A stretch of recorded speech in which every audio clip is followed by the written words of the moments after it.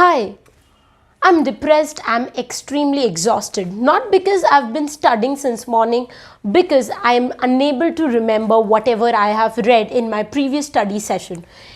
Is this what you generally tell yourself after you take a break from the study session? Are you the one who failed to remember things from a textbook and on the day of the exam feels as if you've not done any preparation for that particular text?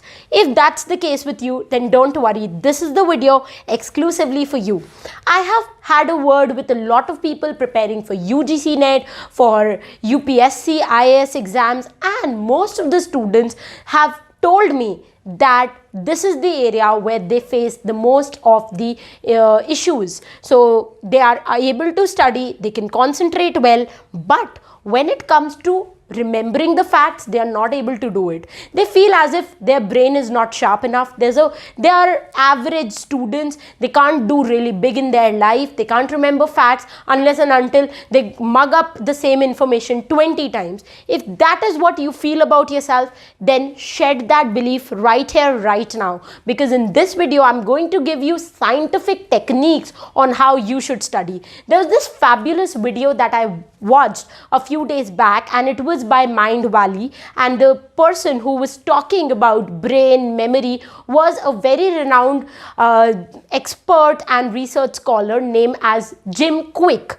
This man, Jim Quick, says that it is a myth that people are not smart enough. The fact is that you are not trying to understand how your brain works, and because you are not able to align your study routine with how your brain functions, you are not able to remember the data. Because if you can train your brain can be the brain of Albert Einstein. It is that superpower which can remember almost everything. The only way you can do it by understanding your brain and understanding how it works. So in this video, I'm going to talk about some study techniques which I realized when I was studying for my bachelor's and master's, and I became the university gold medalist. Also, while I was preparing for UGC net, I faced some of the problems which you guys face, and I tried to overcome them by using certain techniques. So in this video, I'm going to talk about those practical tips.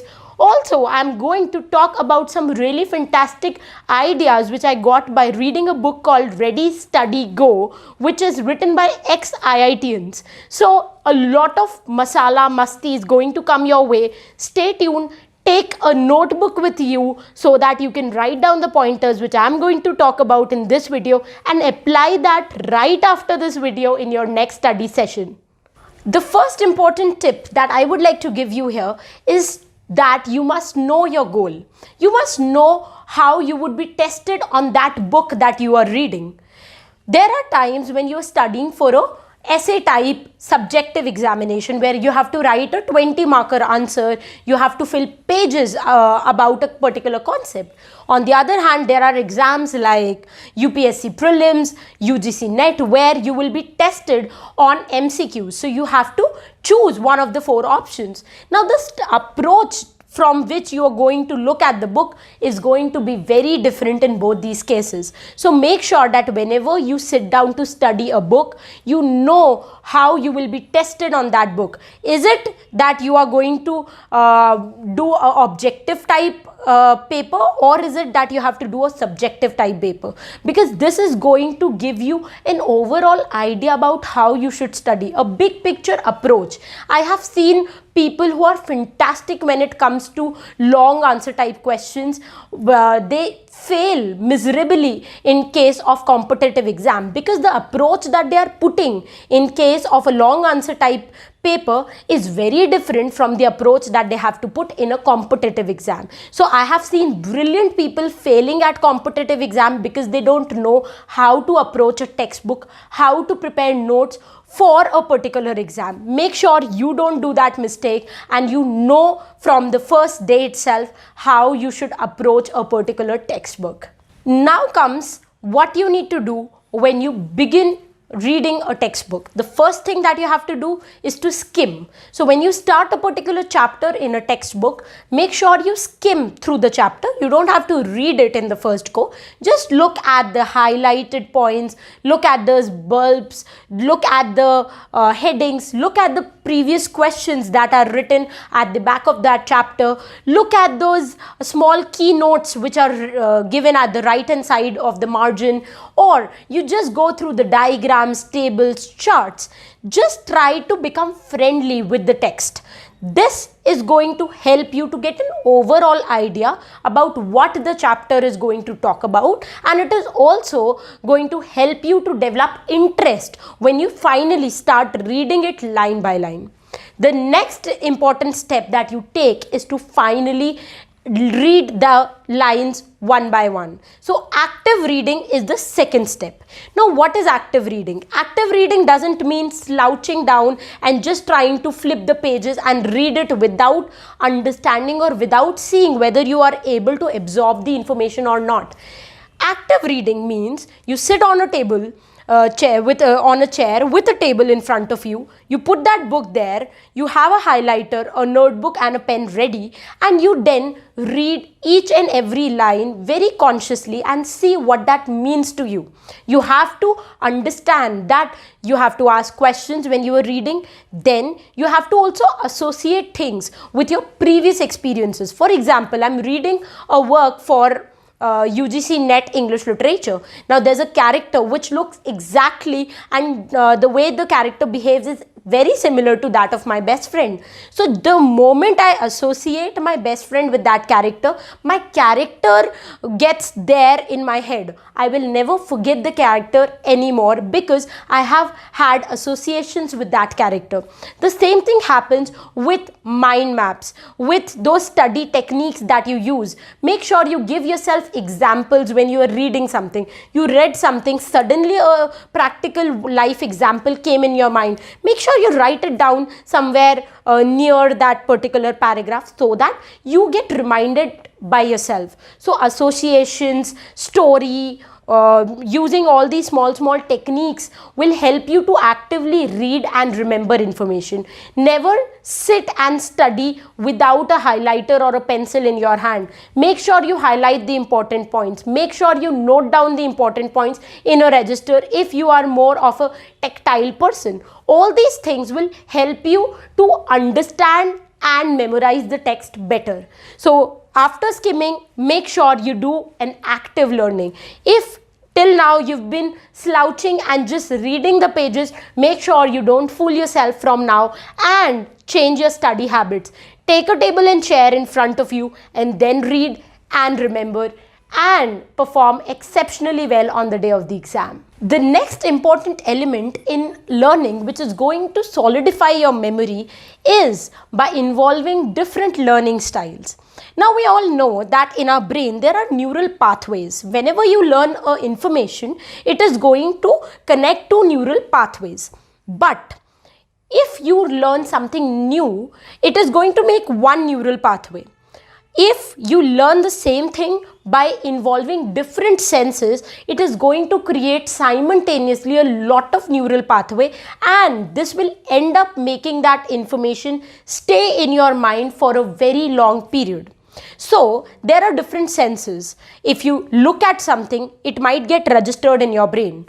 On the same side, if you listen to that thing again, it is going to create another neural pathway in your brain, and then if you write it, another neural pathway is going to be created. So for one thing, there are 3 neural pathways. This will help you to remember and retain the information for a way longer period than if you only listen or only read a particular thing. So you must make sure that you involve all the 3 learning styles in your study method. There are 3 learning styles, namely auditory, kinesthetic and visual.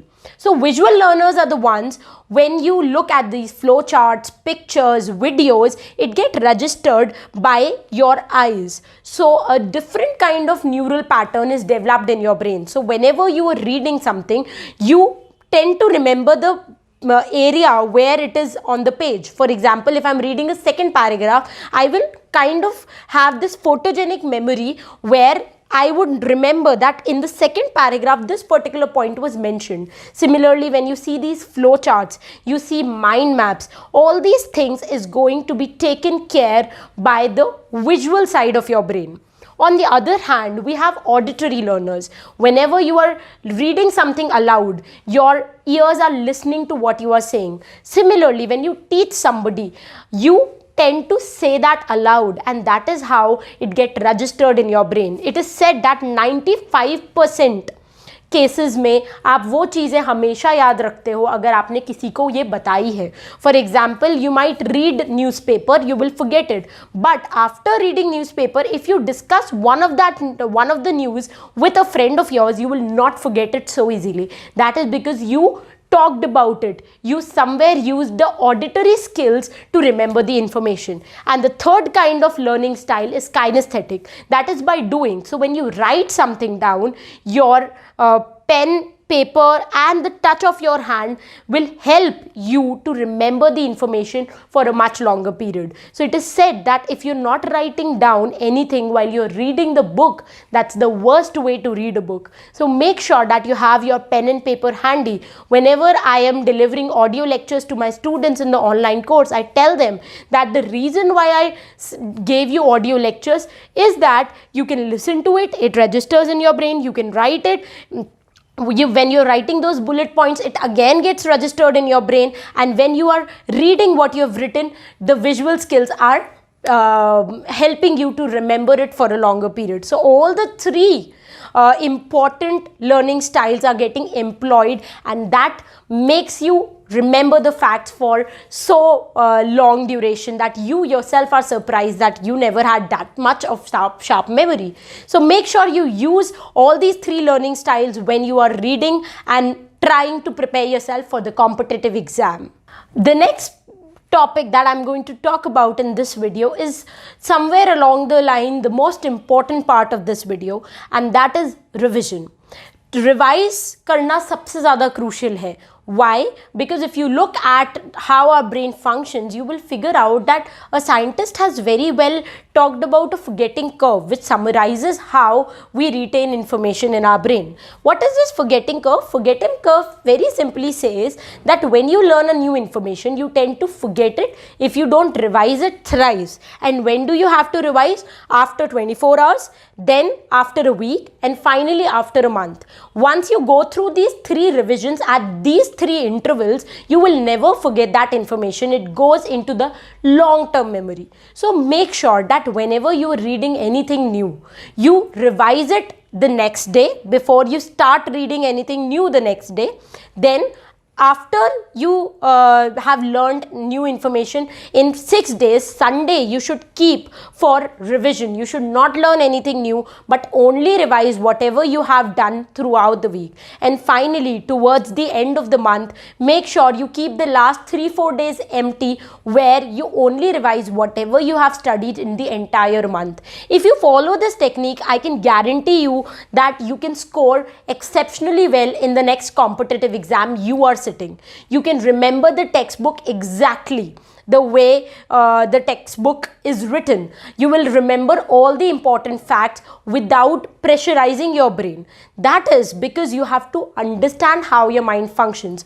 I have seen a lot of students doing this mistake. They read for 3 months without revising, and then when just 1 month before the exam, they try to read what they have read in the first month, they forget it completely. Why does that happen? That happens because you have not understood how your brain functions. You've tried to use your own mathematics, not understanding the formulas according to which your brain works. So make sure you revise. Also, there are 2 important things that I would like to tell you here. I want you to take it as a disclaimer. Lot of students say that after reading for the first time, they forget so much. Don't panic when you forget information after the first session. That is how your brain is supposed to be. Forgetting is actually good. Why? Because when you forget, your brain tries to work harder to retain the information. So when you will revise the next day, you will see that your brain absorbs the information faster and retains it for a longer period. हम कोई चीज़ गलत कर रहे हैं जिस वजह से हमें लॉस हो रहा है, हम नेक्स्ट टाइम और सावधानी से उसे करेंगे. The similar way the brain works. So suppose you read something today. Now tomorrow when you try to revise it, as in you try to recall it, you will not be able to do it. Now you feel bad about yourself. Now your brain is working harder to remember the information. Now you open the book, you revise it again. Now when you revise it again, your brain is going to absorb the same information with much more dedication, and it is going to retain it for a longer period. So this is how the brain functions. Make sure you remember all these things and you apply it in the next study session. That's it for this video lecture. We'll meet very soon in the next video lecture. Till the time we meet next, happy learning, keep loving literature, and stay tuned to arpatakarwa.com.